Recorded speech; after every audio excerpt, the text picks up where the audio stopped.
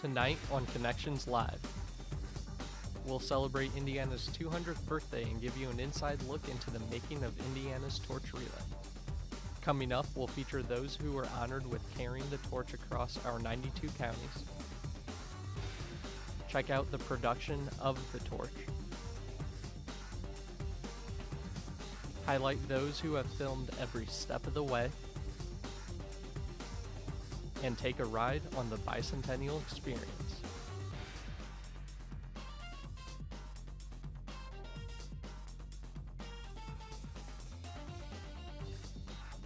Connections Live starts right now. Hello and welcome to Connections Live, where we showcase ordinary people with extraordinary stories. I'm Sam Meyer. And I'm Esther Sarah Bauer. Sam, tonight we have a really special show planned. You're right, Esther. As you know, Indiana's celebrating 200 years in the making. Tonight we'll tell the stories of over 2,000 torchbearers who represented their counties. We'll also take a look at what went into crafting such a special torch, Ball State students' coverage of this historical celebration, and a rolling museum of Indiana's history. So let's get started with our first story. Select individuals were given the opportunity to represent their communities across the landscape of Indiana. Let's take a walk with these celebrated people and see what the experience meant to them.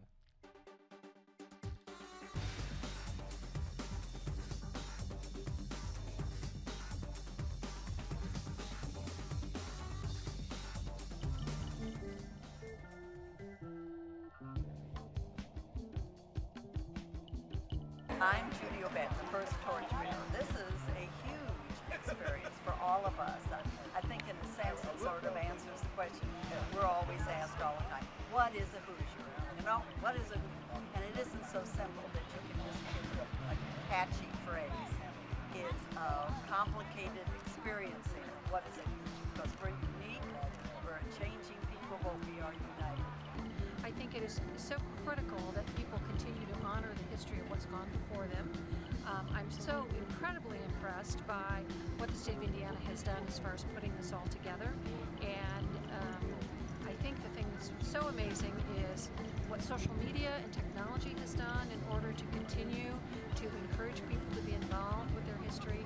So many times people feel like history is, oh, that happened then, it's not now. But we need to be students of history so that we can continue to learn from what's gone before. And I think we need to honor what our forefathers and mothers have done, because we all wouldn't be here if it weren't for them.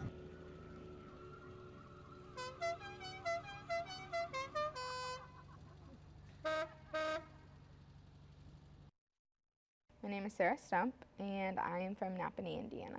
It was a really cool experience, and it was a great time to just come together as a community. In the morning before we all went out for our sessions, we had a breakfast together and got to learn about the history of Indiana and our area, Elkhart County.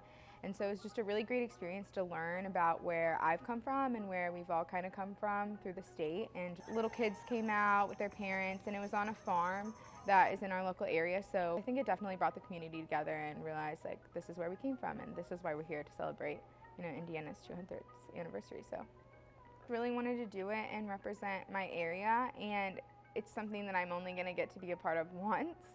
So I love learning the history of it, and I think as a millennial and being one of the youngest, I think we often forget where we came from, and we don't really think about the history or appreciate it as much as we should. So I liked being able to learn more about it and truly see the core of that and really appreciate it more than I would have if I wasn't a part of it.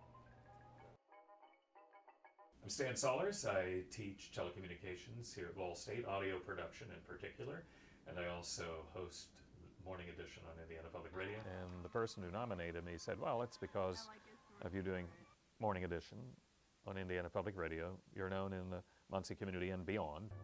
So there's that. I'm a cancer survivor as well. 2 years ago, I was diagnosed with a lower esophageal tumor, stage 3. So I got it just in time. Thankfully, the cancer did not spread. And so I think that's probably why I was chosen. The visibility in the community, and they thought, well, maybe he can inspire people. Folks get dealt a very bad hand of cards and end up not being able to survive, but they did fight and they did win a lot of victories along the way. So I was running for them too and their families. So that was the spirit behind it. I did the actual torch relay on Tuesday the 27th. I picked up speed because we had a bunch of folks out in front of the TCOM building, you know, with signs up that stand, and they were chanting, stand, stand, stand, like that. Sam, seeing what it meant for those to carry the torch made me even more proud to be a Hoosier. Me too. You can definitely notice their passion for their statehood. You can find out more about these accomplished individuals at indiana.gov/torchrelay. Well, don't go away. Our next story is sure to spark your interest.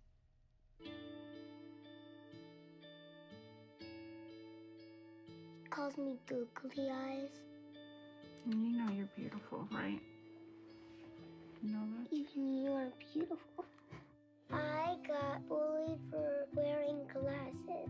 Share if you're against bullying.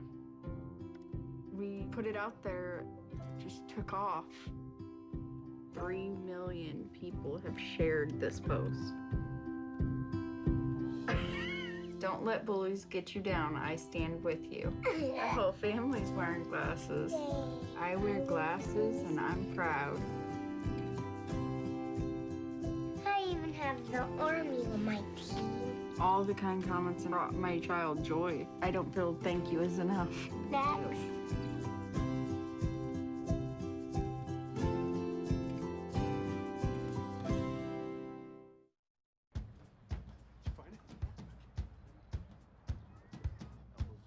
We taught him how to hit a baseball.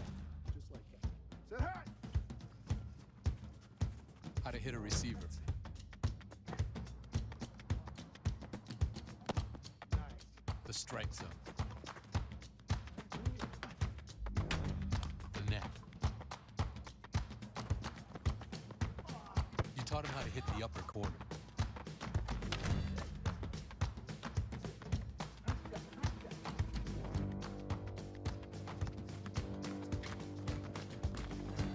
You even taught him how to hit the open man. But how much time have you spent teaching him what not to hit?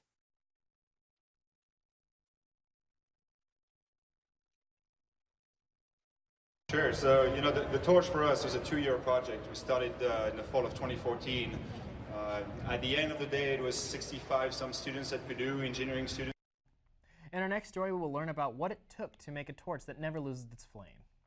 Purdue University students have been developing this idea for about 1 year now and utilized their technological skills to create something that withstood its 6-week journey across the state. Let's head on over to West Lafayette and see what the Boilermakers are developing.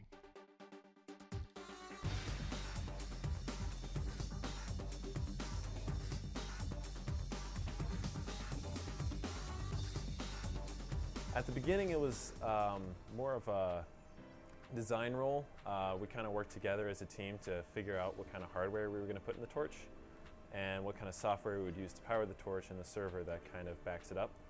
The casing that holds all the electronic components we designed, and it's 3D printed plastic. So we were able to kind of develop it in-house, make prototypes right away, and kind of figure out like, oh, this needs to be moved here, or we're adding this component so we can cut a hole here to accept it. I had a chance to just continue working, kind of developing the server aspect of the torch. The torch itself, I believe, is made out of aluminum. So I came on at the beginning of the summer. At that point, the modules had been independently completed, but I had a few bugs left in.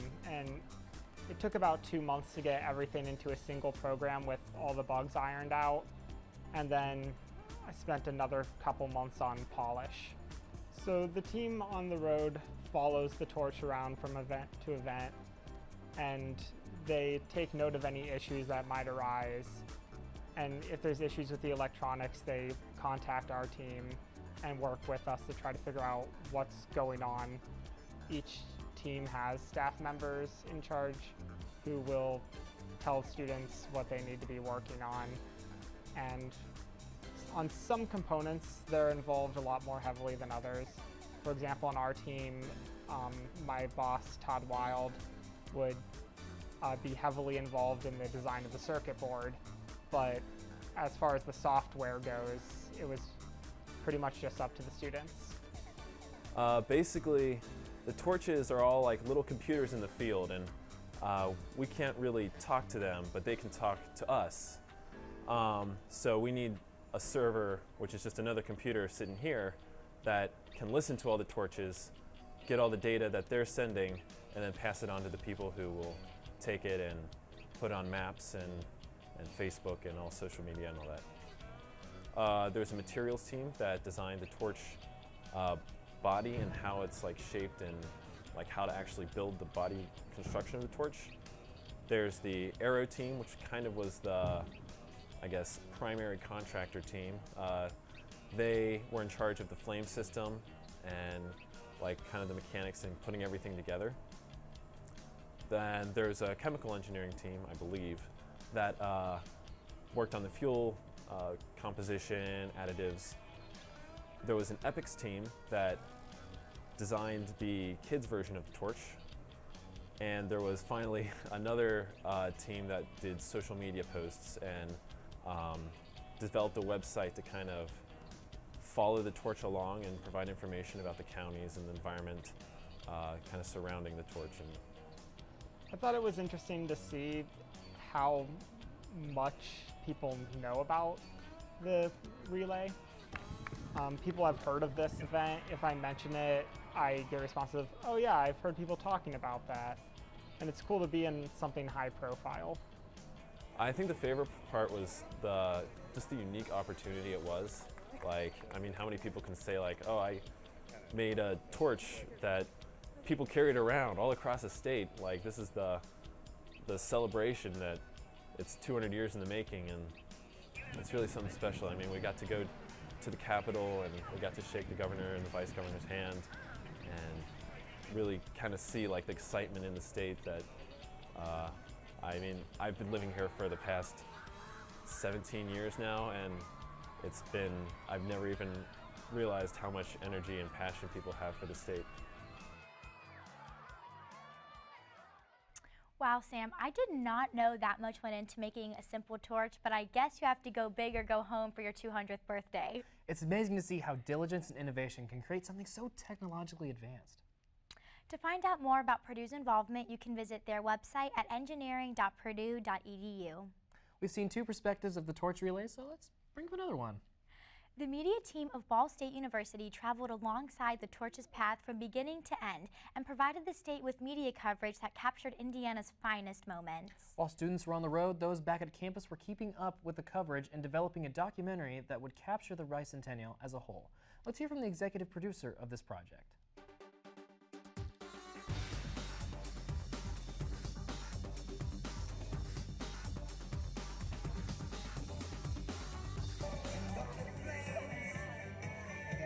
My personal role as the executive producer was to sort of manage the home team, get all the logistics straight so all the creative people can go out and do their thing.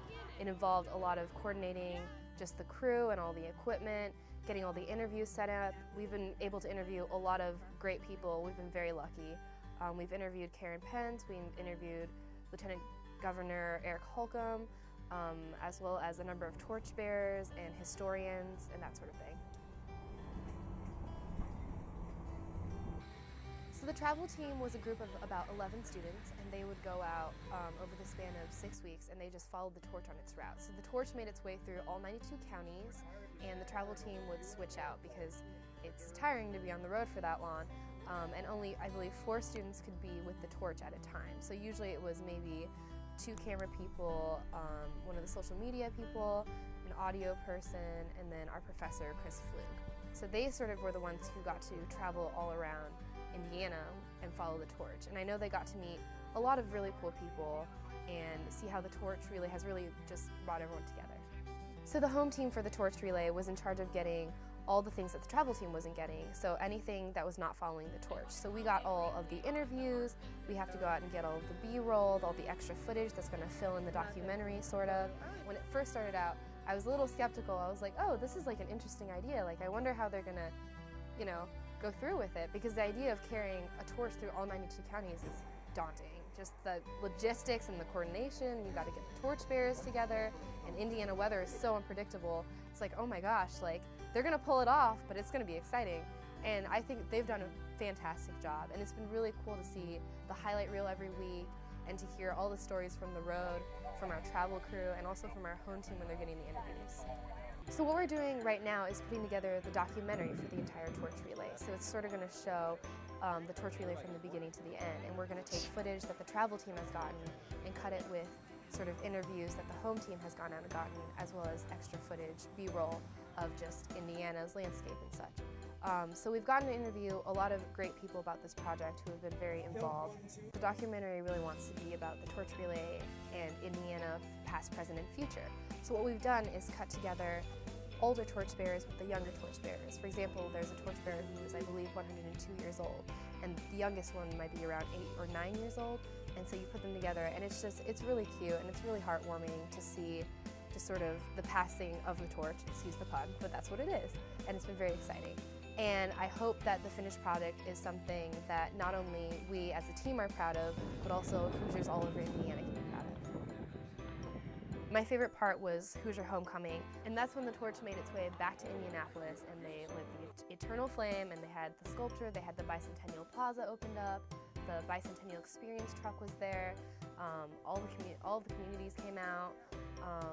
We got to actually walk with the torch in the sort of parade they had going behind one of the race cars, and that was a really cool experience for us, just to see how important this project has been to so many people, and sort of this sense of community as everyone came together to sort of watch it reach its end. It was really great. The Bicentennial Torch Relay experience has been so cool in that it has shown me how communities all around Indiana can sort of gather around this one idea. You know, they keep saying Indiana only turns 200 once, which I know is true, but it's just been really amazing to see how communities, big or small, have been gathering around just the central theme of the torch relay, and it's really shown me the Hoosier spirit.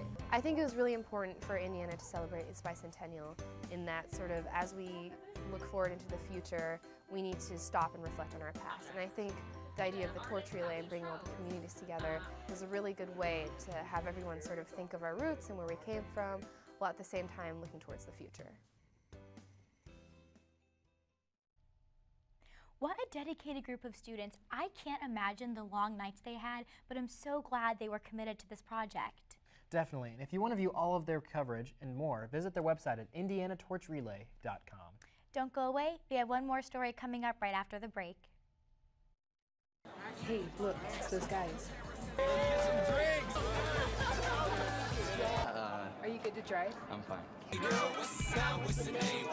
How many did you have? I should be fine. You should be? Go and step out of the vehicle for me. See ya, buddy. Good luck. So turns out, buzz driving and drunk driving, they're the same thing, and it costs around $10,000. So not worth it.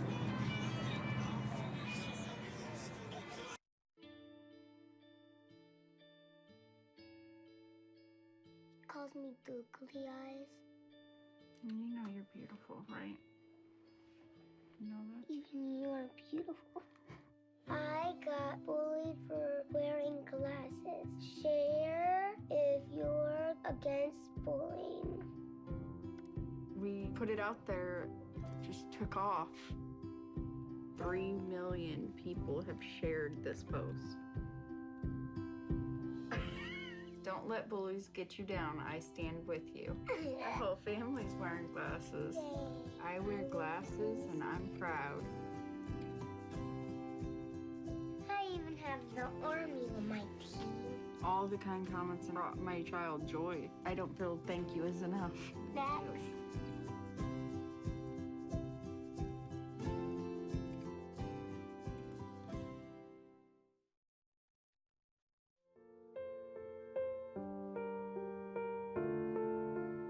This is why you get by on 4 hours sleep.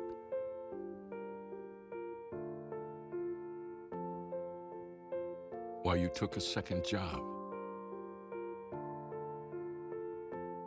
This is why you taught yourself how to fix the plumbing.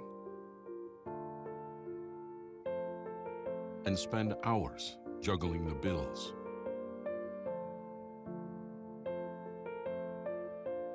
This is why you'll do whatever it takes to keep your home. And that is why we want to help. We are making home affordable, a free government resource that can make paying the mortgage easier. Now more options are available. Call 888-995-HOPE to talk one-on-one with a housing expert today. We have two teams of students, one team of 11 students that actually traveled with the torch for all 5 weeks, and then another team that was based out of Ball State that went to do all the interviews and B-roll. Now it's time to learn about the Bicentennial Experience. This Museum on Wheels has traveled alongside the torch relay team to give each county a better look into Indiana's history. Let's hop on board and see what's inside.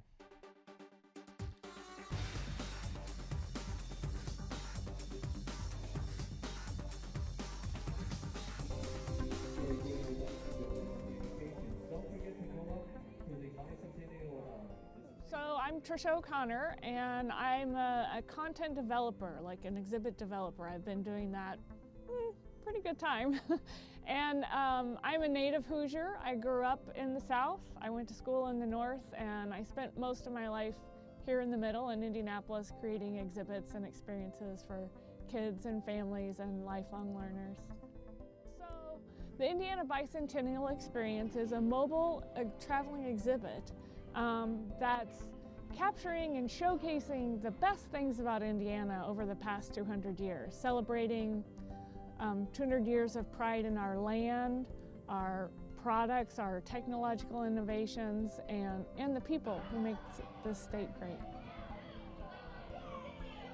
The biggest goal, like we really kind of revolved everything around pride. Pride is the driving emotion behind the exhibit. We wanted Hoosiers, all Hoosiers, young and old, urban and rural, farmers, history buffs, and artists to walk away with reminders about our great state and a sense of pride in who we are and where we're going. The mobile experience traveled around the state with the Indiana Torch Relay, and so they mapped this route around Indiana, and it went to each county and was part of the relay as the relay was moving through that county.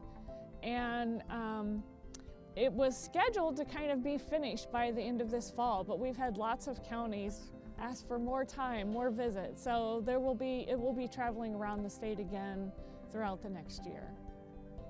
I think my favorite part was, even though I've lived most of my life in Indiana and love Indiana, I learned a lot about Indiana myself and stories that surprised me about just how we've impacted the world. I didn't realize a lot of that. And so, for example, with limestone, I mean, I grew up in the southern part. I mean, I know a lot about Indiana limestone, and I knew we built a lot with it, but I didn't realize that we built the Empire State Building, the Rockefeller Center, or the Pentagon, and buildings all around the world.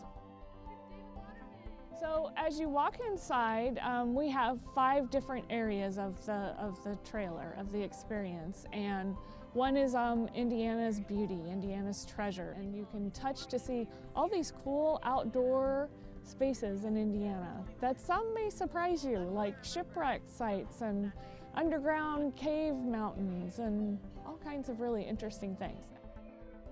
You know, I was thinking about this morning, but you know, I said I felt this before, what an honor it was to be chosen to do this experience. And in thinking about it, I remember I found some footage from the 100, what would that be? The centennial, the 100th centennial celebration.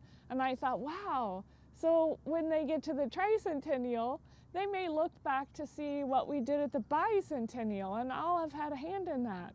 And I'm really proud of that. Wow, I never would have expected so much rich history to be available to so many people. Me too. I've yet to see this moving museum, but look forward to their second trip across the state. Make sure to check out their website at visitindiana200.com to see when they'll be traveling through your county again. Thank you so much for tuning in to our special edition of Connections Live. Before we go, we want to give a special shout out to Professor Fluke's immersive learning class for helping make this episode possible. That's all for tonight, where we showcase ordinary people with their extraordinary stories. Thanks for watching.